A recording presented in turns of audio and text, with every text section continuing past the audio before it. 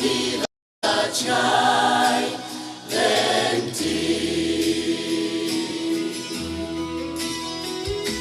Snow Bendu banyak bagi syakri lekar nonani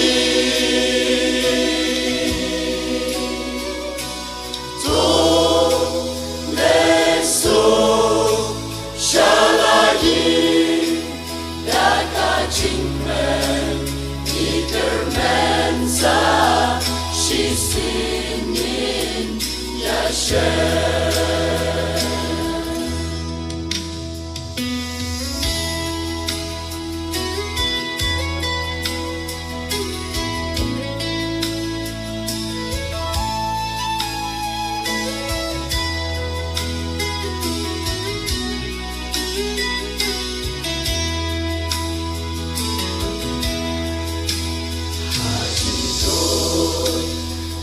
Cintuna mapiani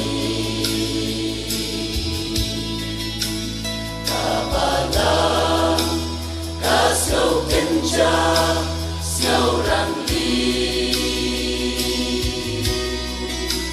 kajingwan jongki syakri ayinka gamana na benhayi indah Snow Bendu banyaklah bagi syakri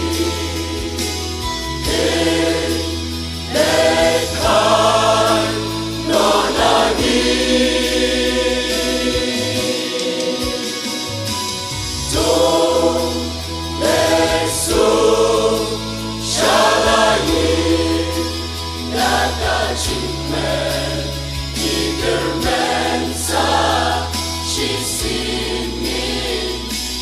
Share.